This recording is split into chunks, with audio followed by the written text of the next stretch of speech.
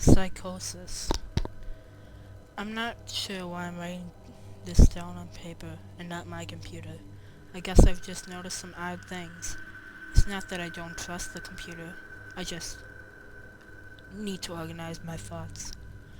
I need to get down all the details somewhere objective. Somewhere I know that what I write can't be deleted or changed.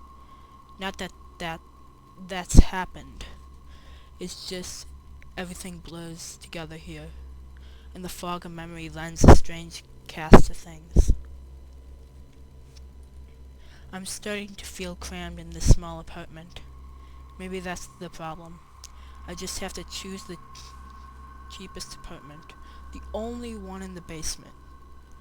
The lack of windows down here makes day and night seem to slip by seamlessly.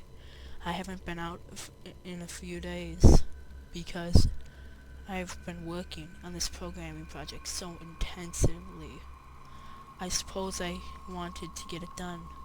Hours of sitting and staring at a monitor can make anyone feel strange. I know, but I don't think that's it. I'm not sure when I first started to feel like something was odd. I can't even define what it is. Maybe I just haven't talked to anyone in a while. That's the first thing that crept up on me. Everyone I normally talk to online while I program has been idle, or they've simply not logged on at all. My instant messages go unanswered. The last email I got from anybody was a friend saying he talked to me when he got back from the store, and that was yesterday. I call with my cell phone, but the reception's terrible down here. Yeah, that's it. I just need to call someone. I'm going to go outside. Well, that didn't work so well. As the tingle of fear fades, I'm feeling a little ridiculous for being scared at all. I looked in the mirror before I went out, but I didn't shave the 2 days stubble I've grown.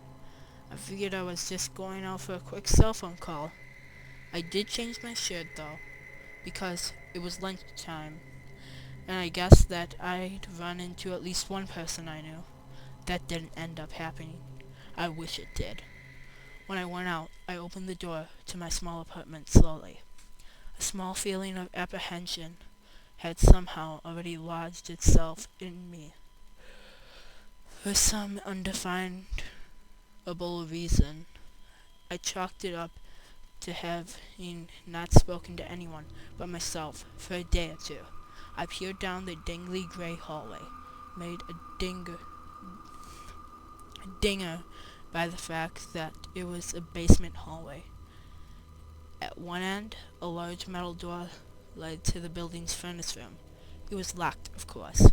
2 dreary soda machines stood by it. I bought a soda from the first one the day I moved in,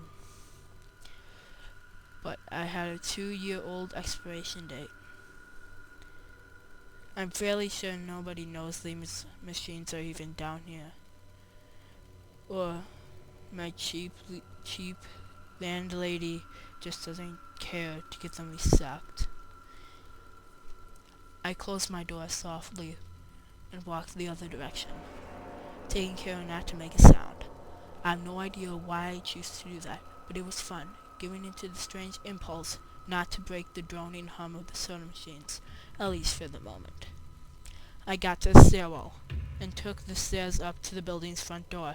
I looked through the heavy door's small square window and received quite a shock. It was definitely not lunchtime.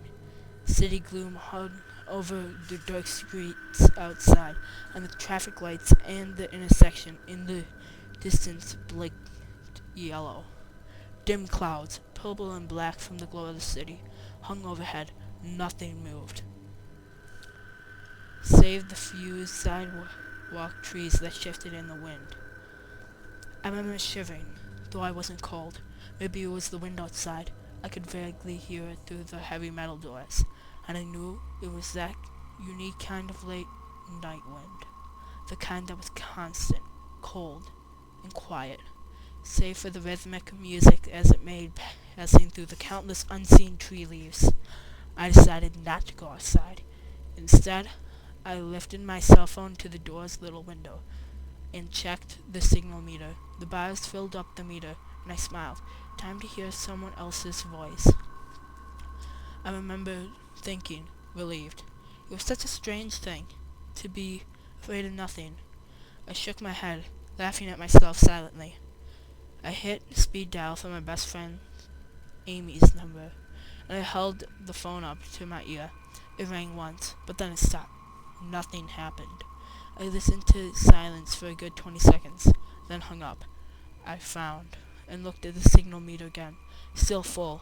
I went to dial her number again, but then my phone rang in my hand, startling me. I put it to my ear. "Hello?"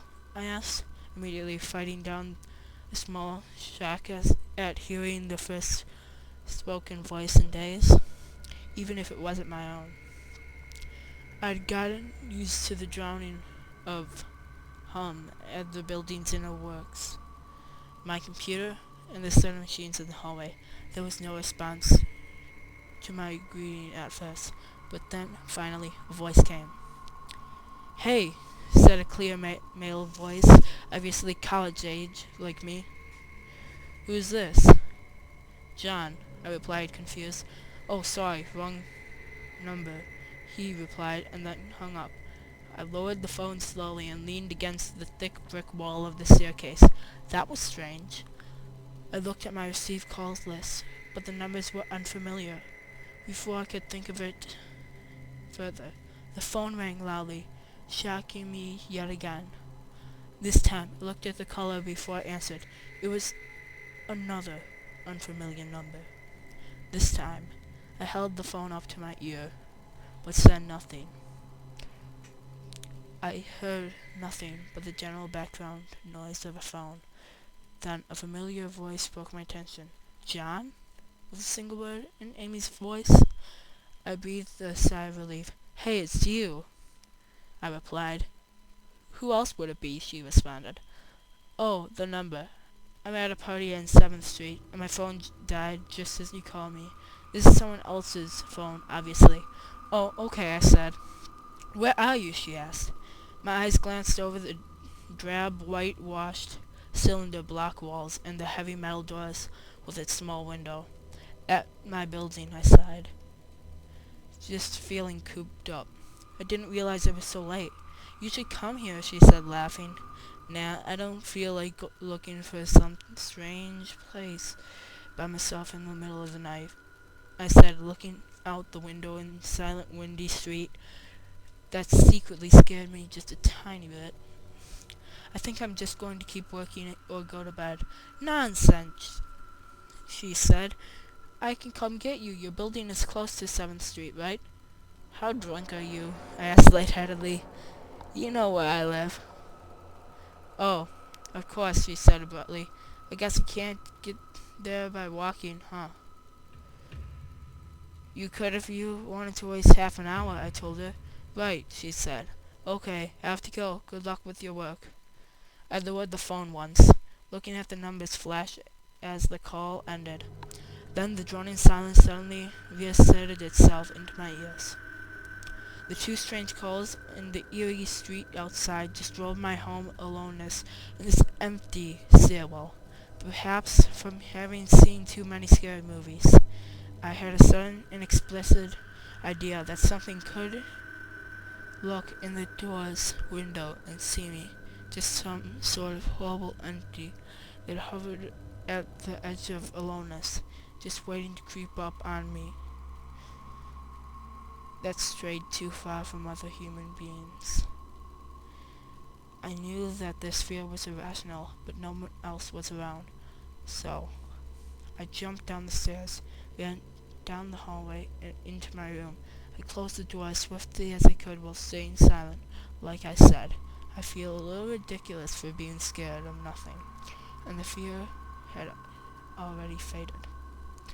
Writing this down helps a lot. It makes me realize that nothing is wrong. It filters out half-formed thoughts and fears that could only leave cold, hard facts. It's late.